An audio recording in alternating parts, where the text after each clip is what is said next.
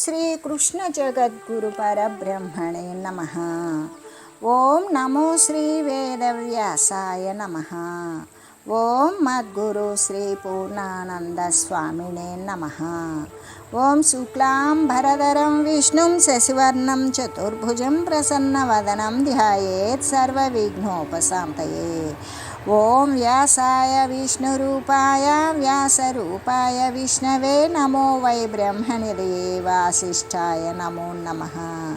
ఓం నారాయణం నమస్కృత్య నరం చైవ నరోత్తమం దేవీం సరస్వతీం వ్యాసం తతో జయముదీరయేత్.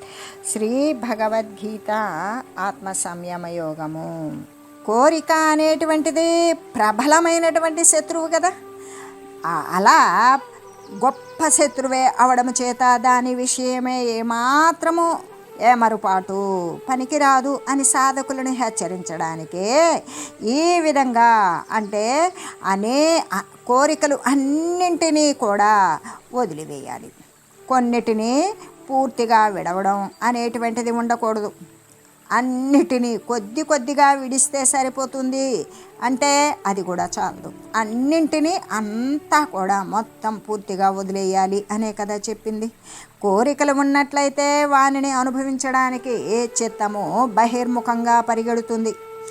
అవే లేకపోతే కోరికలు అది అంతర్ముఖంగానే ప్రవర్తిల్లుతుంది. కాబట్టే ధ్యాన నిష్ఠునకు కోరికలను వదిలివేయడం అనేటువంటిది అత్యంత అవసరమై ఉన్నది. ఈ విధంగా సమస్త కోరికలను కూడా సంపూర్ణంగా వదిలివేసి మనస్సు చేత ఇంద్రియాలు అన్నింటినీ కూడా శబ్దాది విషయాల నుండి మరలించి లోపలికి త్రిప్పాలి. ఆ విధంగా ఇంద్రియాలు అనే గుర్రాలను మనస్సు అనేటువంటి కళ్ళెం చేత లాగి అదుపులో ఉంచాలి. ఇక్కడ ఏమని అంటే మనస్సు చేత ఇంద్రియాలను లెస్సగా నిగ్రహించాలి అని చెప్పడం వలన ఒక్క ఇంద్రియాన్నే కాదు అన్ని ఇంద్రియాలను నిరోధించాలి అని చెబుతూ ఒకవైపు నుండి మాత్రమే కాక అన్ని ప్రదేశాల నుండి అన్ని దిక్కుల నుండి కూడా ఇంద్రియాలను వెనుకకు లాగాలి. హృదయంలోనే ప్రవేశపెట్టాలి అని కదా మనకు స్పష్టంగా తెలుస్తూ ఉన్నది. ఇంద్రియాలను నిగ్రహింపగలిగినటువంటి శక్తి మనస్సుకు ఉన్నది. మరి ఆ మనసు అయితే వివేకముతో వైరాగ్యంతో కూడుకొని ఉన్నప్పుడు మాత్రమే ఇంద్రియాలను లాగి తన యొక్క వశమునందు ఉంచుకోగలుగుతుంది. లేకపోతే ఇంద్రియాలు చెప్పినట్లుగానే ఆ మనసు ఆడుతుంది. కాబట్టి వివేకముతో కూడినటువంటి మనసు చేత ఈ ఇంద్రియ సమూహంను బాగా నిగ్రహించాలి అని కదా మనకు బోధపడుతుంది. ఆ తర్వాత ధైర్యముతో కూడినటువంటి బుద్ధి చేత మనస్సును మెల్లమెల్లగా బాహ్య సంబంధమైన వస్తువుల నుండి విషయాదుల నుండి ఇక బాహ్య ప్రపంచం నుండి కూడా మరలించాలి. అంతేకాదు మరలించి ఆత్మయందు స్థిరపరచాలి. మనసును స్వాధీనం చేసుకోగలిగినటువంటి శక్తి బుద్ధికి మాత్రమే ఉన్నది. కాబట్టి అజ్ఞానులకు మనసు చెప్పినట్లుగా బుద్ధి ఆడుతుంది. అదే జ్ఞానులకైతే బుద్ధి చెప్పినట్లు మనసు ఆడుతుంది. అయితే జన్మాంతర విషయ వాసనలతో కూడుకునిన మనస్సు సామాన్యమైనటువంటి బుద్ధికి జవాబు చెబుతుందా? ఆ బుద్ధికి మాట వినదు.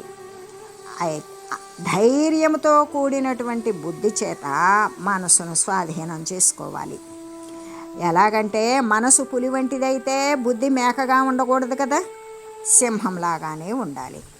అందుకే ఇక్కడ అర్థం ఏమిటి అంటే సింహము అనేటువంటిది ప్రతి దానికంటే కూడా మిగుల ఉన్నతమైనది, సమర్థవంతమైనది అని చెబుతూ ఆ విధంగా అంటే సమస్త జంతువులకు సింహము ఎంత మూల వస్తువై ఉన్నదో అట్లాగే ఈ మనసును నిగ్రహించగలిగినటువంటి స్థితి బుద్ధికి మాత్రమే ఉన్నది. దాని చేత ధైర్యంతో స్థైర్యాలతో కూడిన బుద్ధి చేత మనస్సును అంతర్ముఖంగా చేయాలి. అయితే ఈ కార్యము తొందరపాటుతో అయితే చేయకూడదు. మెల్లమెల్లగా మనస్సును లాలించి వెనుకకు తీసుకురావాలి. ఇక్కడ బలాత్కారము అనేటువంటిది పనికొస్తుందా? పనికిరాదు అనే చెబుతూ ఎలాగంటే పసిపిల్లవాణిని లాలించి పాలించి బుజ్జగించినట్లుగానే వివేకముతోటి నెమ్మదిగా కూడా దానిని బాహ్య ప్రపంచం నుండి ప్రక్కకు మరలించి అంతర్ముఖం చేయాలి. సాధకులలో కొందరు భగవానుని ఆదేశాన్ని ఏమాత్రము కూడా అనుసరించరు, తొందరపడిపోతారు, మనసును బలాత్కారంగా లాగుతారు, చిట్ట చివరకు అపజయాన్ని పొందుతూ ఉంటారు.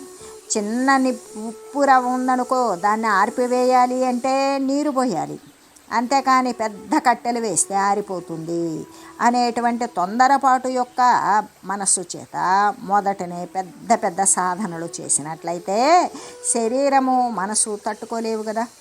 అలా తట్టుకోలేకపోవడం వల్ల అసలు వాడు అనుకున్నటువంటి లక్ష్యానికే చేటు అనేది సంభవిస్తుంది. కాబట్టి మెల్లమెల్లగా సాధిస్తూ వచ్చినప్పుడు మాత్రమే కదా జయము అనేది సంప్రాప్తిస్తుంది. ఈ ప్రకారంగా ధైర్యవంతమైన ధీర బుద్ధి చేత మనస్సును మెల్లమెల్లగా నిగ్రహించాలి. ఆ తర్వాత దానిని ఊరికే అలా ఉంచక ఆత్మయందే నెలకొల్పాలి. ఆత్మచింతన అనేటువంటి పదార్థాన్ని దానికి ఇవ్వాలి.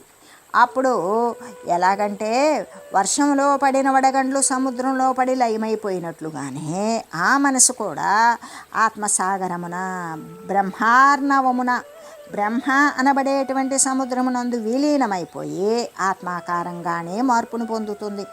అదే కదా మోక్షము.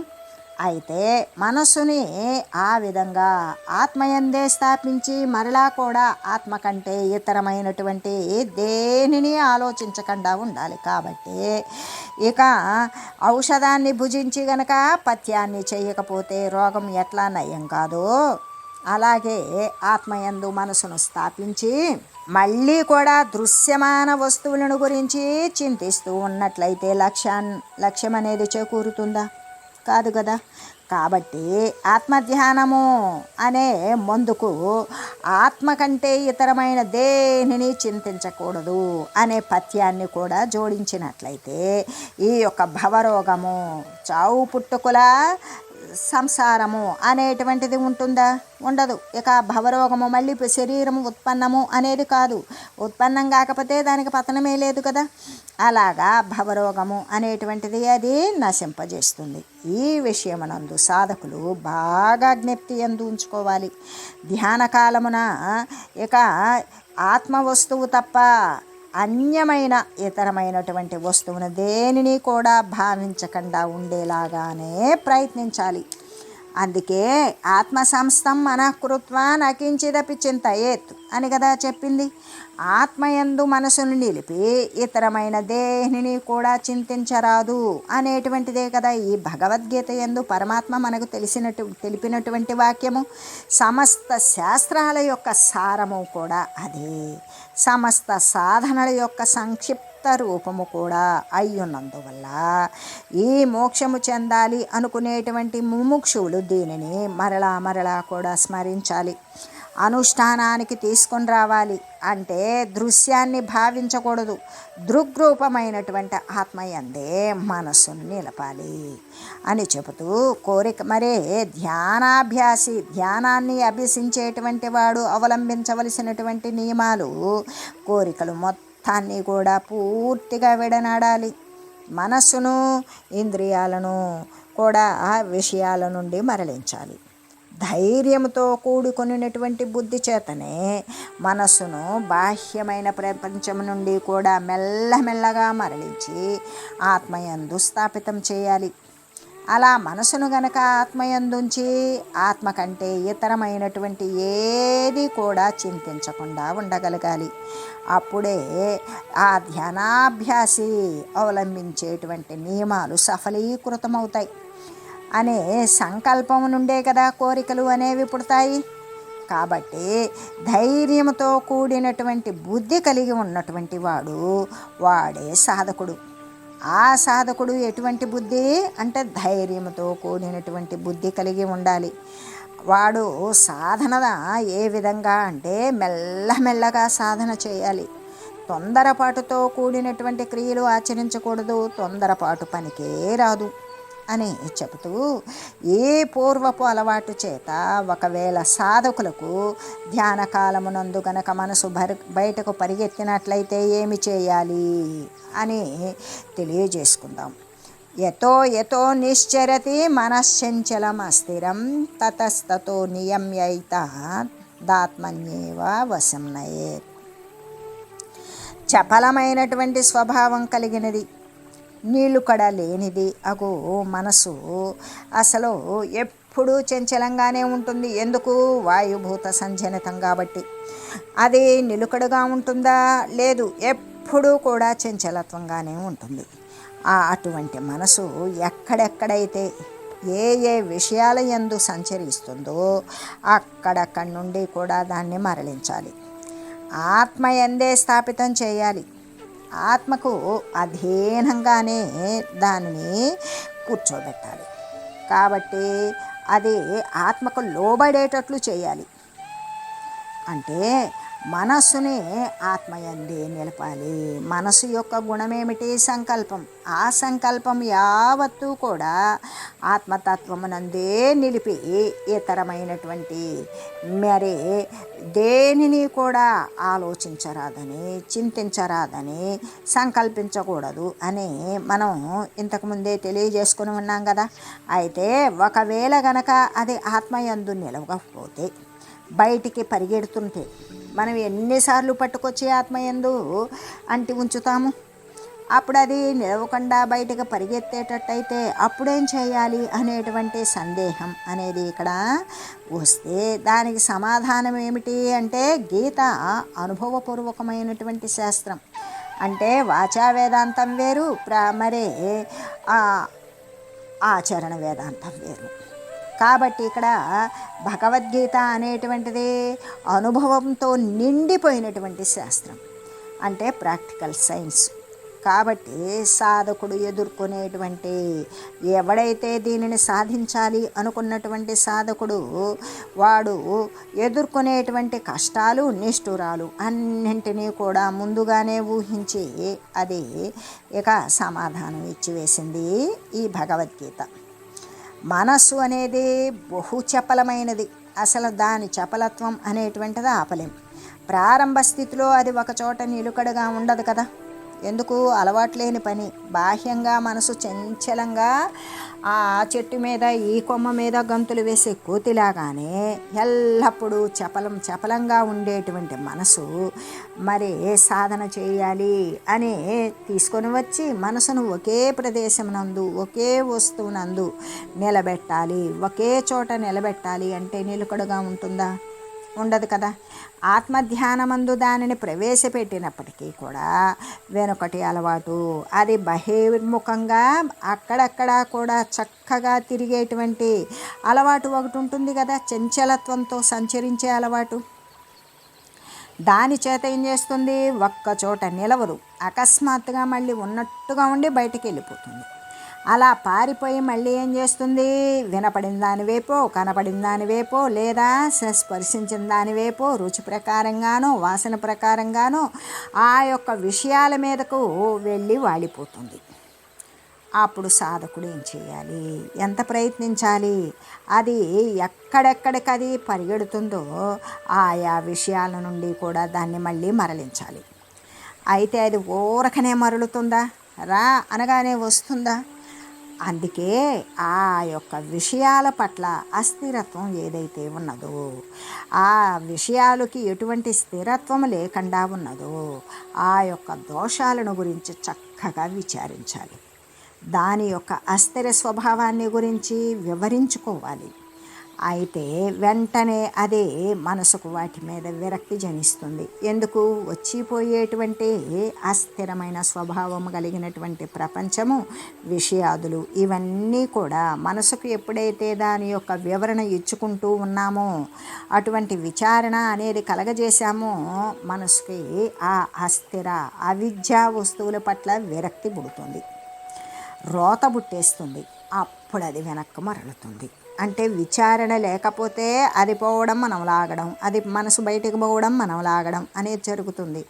కానీ చక్కని విచారణతో కూడి వాస్తవాన్ని మనసుకి చక్కగా వివరించి తెలియజేసినట్లయితే మనసుకి ఆ విషయాదుల పట్ల రోత, అసహ్యం, ఏహ్య భావన కలుగుతాయి. ఆ విరక్తి పుట్టినప్పుడు, రోత పుట్టింది కదా, అప్పుడే అది వెనక్కి వెళ్ళిపోతుంది.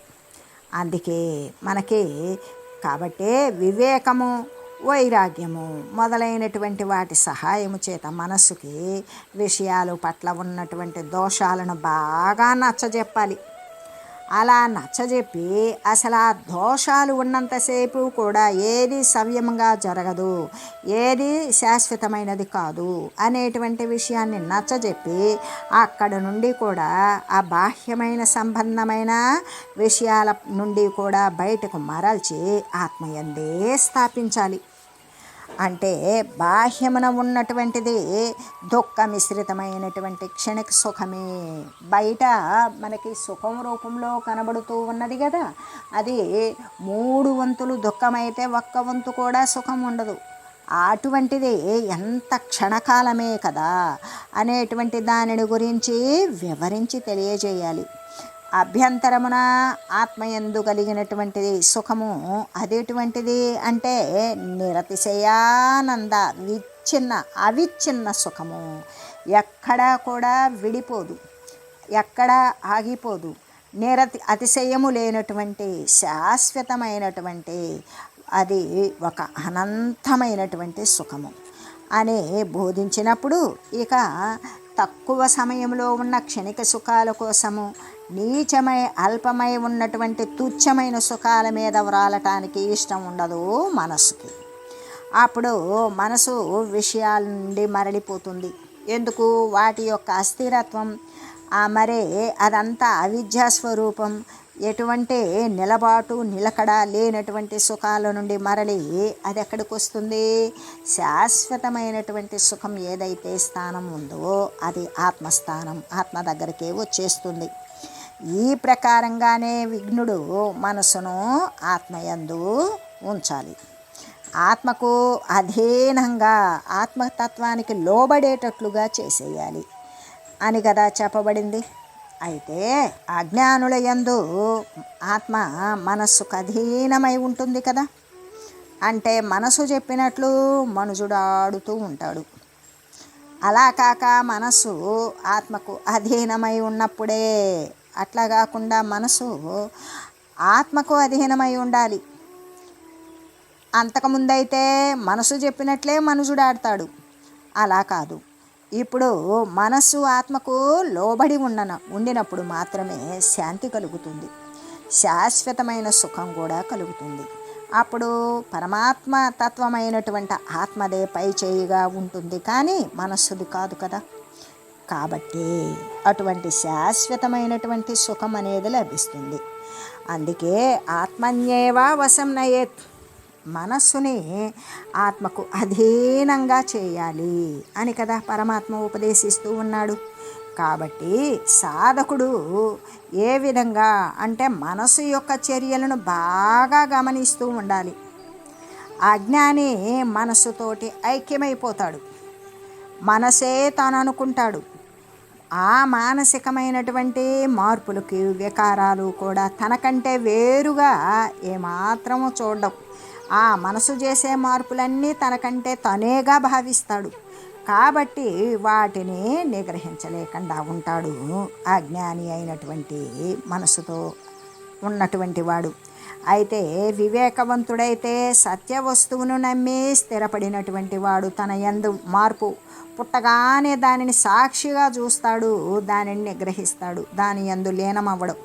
మనసు ఎటుపోయిందో ఎటు వచ్చింది అజ్ఞాని చూడజాలడం. ధ్యానయోగి అయితే దానిని చర్యలను మనసు యొక్క రాకపోకలను చక్కగా చూస్తూనే ఉంటాడు. ఇటువంటి చూపునే కదా అభ్యసించాలి అని పరమాత్మ దీని యందు బోధించి ఉన్నారు. అంటే సంకల్పమే మనస్సు యొక్క రూపము. కాబట్టి ఏ ఆలోచనలు ఏ సంకల్పాలు లోపల ఉదయిస్తున్నాయో, దృశ్య విషయాలపైకి ఎలా వెళుతూ ఉన్నాయో దానిని అక్కడ నుండే మరలించాలి, ఆత్మయందే నెలకొల్పాలి. ఇది తప్ప శాంతికి వేరు మార్గం లేదు. అటువంటి ఆత్మస్థితియే కదా జీవితం యొక్క పరమ అవధి అని చెబుతూ ఇక్కడ చంచలమైనటువంటిది, నిలుకడలేనిది అయింది లేని స్వభావం ఏదైతే ఉన్నదో అదే కదా మనసు యొక్క స్వభావము. అయితే మనసు ఆత్మయందు నిలువకుండా బయటకు గనక పరిగెత్తినట్లయితే ఏమి చేయాలి అనే ప్రశ్న ఉత్పన్నమైనప్పుడు మనసు ఎంత నిలబెట్టినా నిలవదు, తీసుకొచ్చి ప్రయత్నం మేరకు నిలువరించినా నిలవదు. దాని అలవాటేంది? బహిర్ముఖంగా పరుగులెత్తి చపలంగా సంచరించడమే. ఎక్కడెక్కడ కదిపోతుందో దానిని ఏ యొక్క వివేకము, ఆత్మతత్వము తప్ప మరొకటి లేదు అనేటువంటి ఆ యొక్క తెలివి చేత, దైవికమైన తెలివి చేత మరి అక్కడి నుండి కూడా మనసు ఎక్కడెక్కడికి వెళ్ళిందో అక్కడక్కడి నుండి కూడా దాన్ని మరలించాలి, తిరిగి ఆత్మయందే స్థాపించాలి, ఆత్మకు లోబడేటట్లుగా చేయాలి అని చెబుతూ మనస్సుని విషయాల నుండి కూడా మరలించి ఆత్మయందే స్థాపించడం వలన కలిగేటువంటి ఫలితము ఏమిటి అంటే ప్రశాంత మనసంహీనం యోగినం సుఖముత్తమం ఉపైతి శాంతరజసం బ్రహ్మభూతమ కల్మషం. ప్రశాంత చిత్తుడు, ప్రశాంత చిత్తము అంటే కోరిక లేకపోవడం. కోరికే లేదు కాబట్టి కోపానికి అవకాశమే లేదు. కోపమే రాకపోతే వానికి లోభమే జనించదు. లోభము లేనటువంటి వానికి మోహం పుట్టదు. మోహము లేనటువంటి వానికి మదం అధికరించదు. మదము లేనటువంటి వానికి మాశ్చరం అనేటువంటిది అసలు వాసన మాత్రంగా కూడా ఉండదు. ఆ విధంగా ఉన్నటువంటి వాడే కామక్రోధ లోభమోహ మదమాశ్చరాలను నిగ్రహించినటువంటి వాడే ప్రశాంత చిత్తుడు.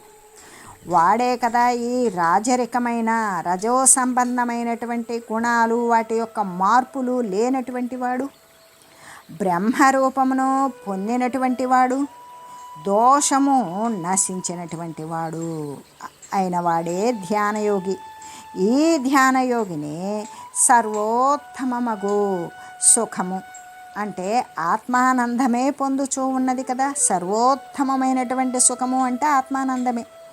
అలా పొందడం అనేటువంటిది శాస్త్ర ప్రసిద్ధమే అని చెబుతూ, ఎలాగంటే నిరతిశయ సుఖము ఎవరికి కలుగుతుందో, ఏ నిరతిశయము అంటే ఏ అతిశయము అదనము లేనిది, అదనంగా లేకుండా స్వాభావికంగా సహజంగా స్వతసిద్ధంగా ఉత్పన్నమైనటువంటి సుఖం ఎవరికి కలుగుతుందో దానిని గురించి కదా ఇక్కడ వివరించబడింది. అయితే ప్రపంచమున సామాన్యమైనటువంటి జనులందరూ కూడా సుఖాన్ని అనుభవిస్తూ ఉంటారు. అయితే అది ఆ సుఖము జ్ఞానులు, పరమ సాధకులు అనుభవించేటువంటి ఉత్తమమైనటువంటి సుఖం వంటిదైతే కాదు. దృశ్య వస్తువుల యందు పూర్తి స్థాయిలో దృశ్యమాన జగత్తులో ఉన్నటువంటి వస్తువులకు పూర్తి స్థాయిలో సుఖం ఉందా అంటే లేదు. అసలు దృశ్యమాన వస్తువుల యందు పూర్ణమైన సుఖము లేనే లేదు.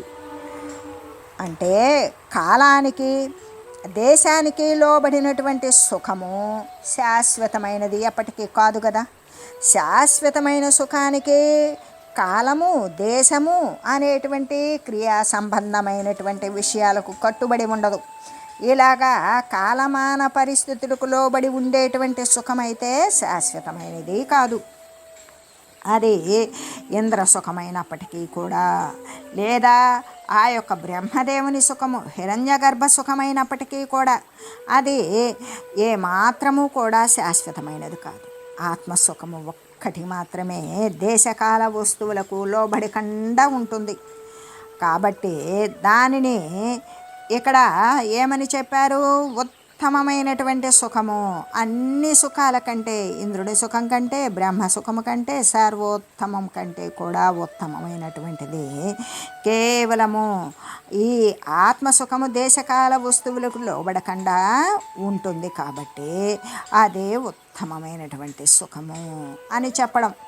ఇక్కడ దీనిని బట్టి సుఖమంతా కూడా మరి ఈ యొక్క ఉత్తమ సుఖము తప్ప మిగతా వచ్చేటువంటి తక్కినటువంటి సుఖమంతా కూడా నికృష్టమే, అల్పమైనదే, తుచ్చమైనదే అని కదా తేలుతూ ఉన్నది. కాబట్టి విజ్ఞులు అంటే జ్ఞానులైనటువంటి వారు దానికోసం ప్రయత్నించరు, ప్రాపంచక సుఖం కోసం ప్రయత్నించరు, పరిపూర్ణ ఆత్మసుఖము కోసమే అన్వేషిస్తారు.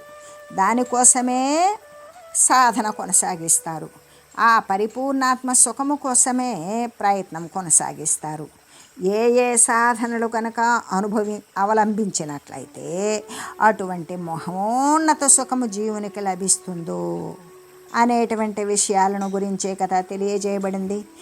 అసలు ఇటువంటి శాశ్వతమైన మహోన్నతమైనటువంటి సుఖము జీవునికి లభించాలి అంటే ఏ సాధనలో అవలంబించాలి అంటే మొట్టమొదట 3 రకాలుగా ఉన్నవి. అయితే మొట్టమొదట ఒడిదుడుకులు లేకుండా మనసును ప్రశాంతంగా ఉంచుకోగలగడం సాధన ఒకటి.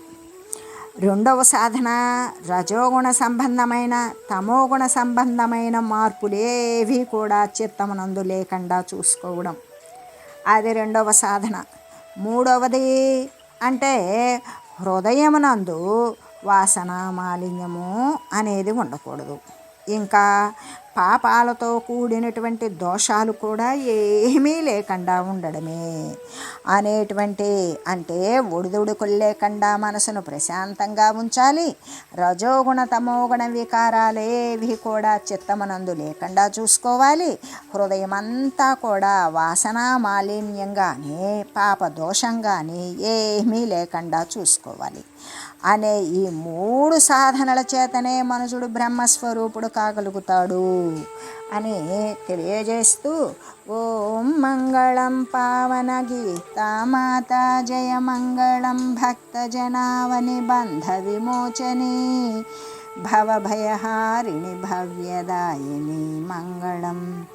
ఓం మంగళం శ్రీ కురుక్షేత్ర రణక్షోణి విహారిణే పార్థసారథి రూపాయ గీతాచార్యాయ మంగళం.